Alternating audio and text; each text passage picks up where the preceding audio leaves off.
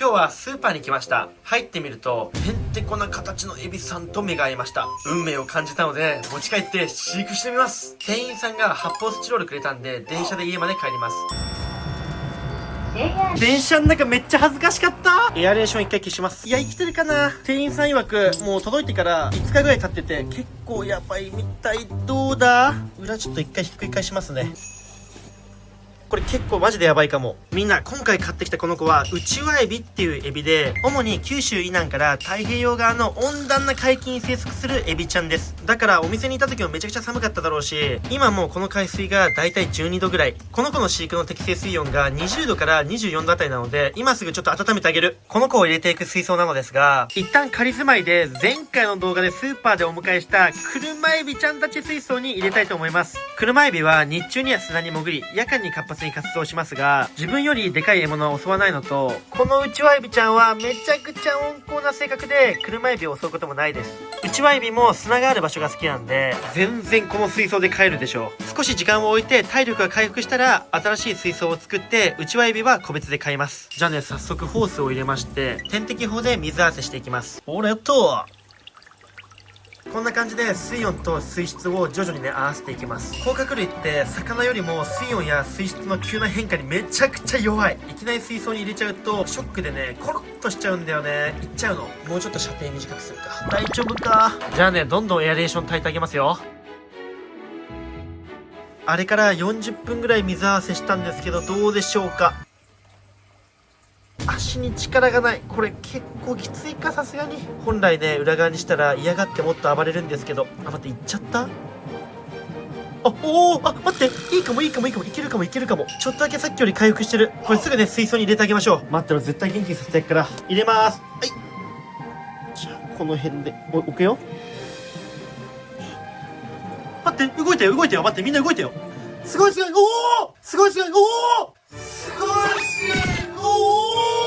びっくりした。ごめん、車エビが出てきた。待って、ごめん。みんな見て、ウチワエビが立ってる。ほら、ちょっと踏ん張ってる感ない？さっきは生まれたての子羊だったけど、今は2日目。皆さん、実はあれから5時間半の方が経過したんですけども、最初の方右の方に方向転換してからもう4時間は動いてませんね。それで本来この子は日中はこういった砂の中に潜って夜に活動する夜行性なんですね。だからですね、一旦ライトを切って暗い環境で今日は一旦休ませてあげます。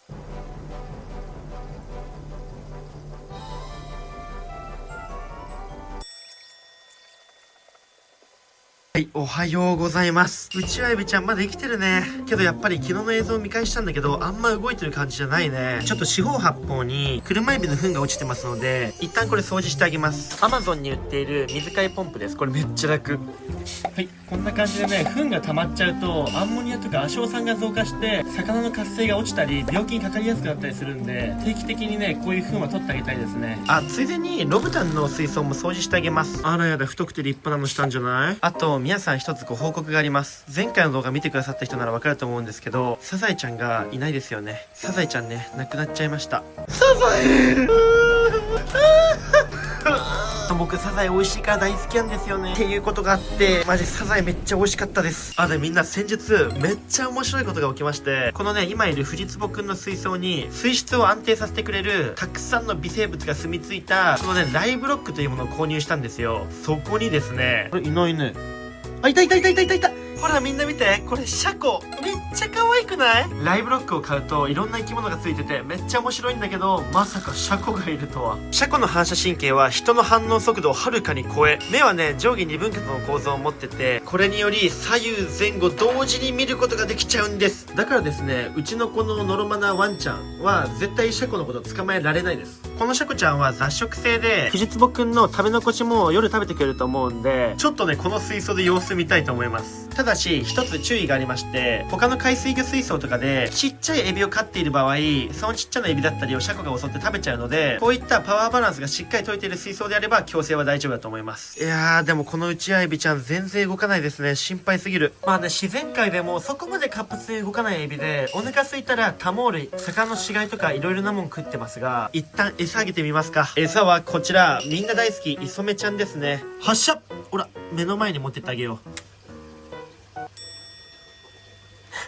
スーパーで購入した車エビとかは、磯目なんか目の前に持ってったらバクバク食い始めたのに。車エビちゃんに磯目取られちゃいました。餌の匂いでどんどん来た。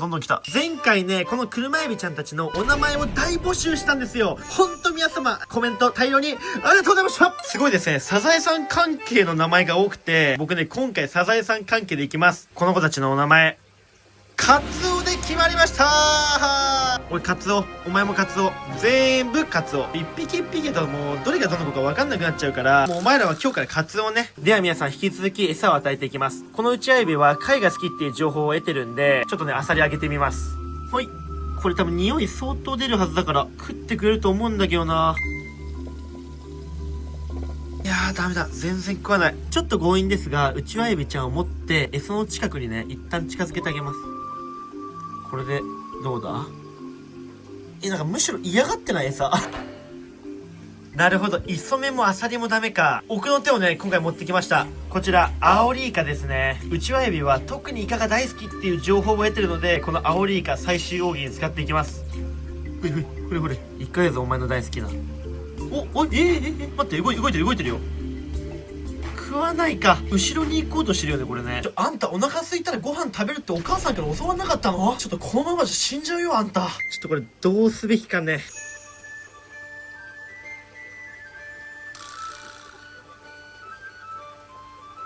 さすがに餌食べないと心配性の僕からしたら崖から落ちるぐらい怖いです今。でもね、甲殻類は比較的絶食に強いです。伊勢エビなんかは1ヶ月以上の絶食に耐えるという研究結果もあったり、ウチワエビについての研究は少ないんですけど、似た甲殻類のデータから推測すると1ヶ月ぐらいのね、絶食には耐えれる可能性が高いです。なのでこの子に関しては餌食べるまで全力で育てたいと思います。毛玉に餌あげます。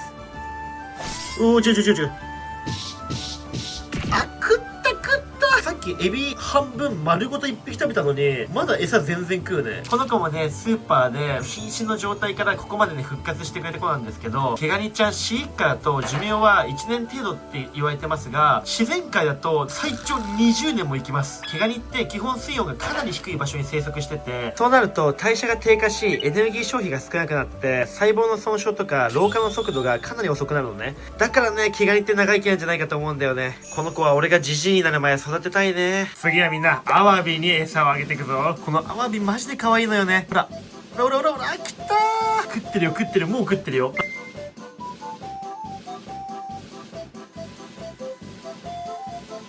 今ね、昆布あげてみたんだけど、あんま食いつき良くなかった。普段はね、ワカメとかあげたら一番食いつき良かったんですけど、昆布ちょっと太すぎて、この子たちのお口の中にある歯列じゃあんまりうまくね、食べなかったみたいです。次はですね、イソギンチャクの金とタマくんに餌をあげていこうと思います。食ってんじゃない？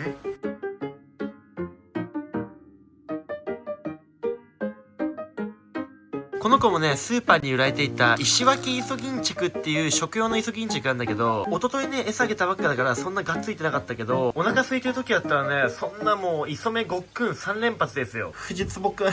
何見てんのこっち。ちょっと見ないでよ、そんな。覗き込むようにして。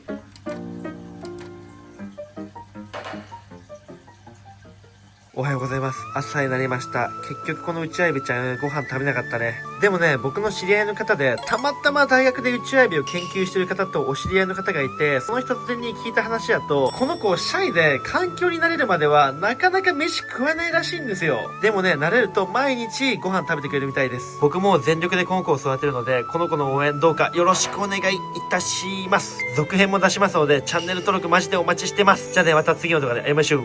ブワッ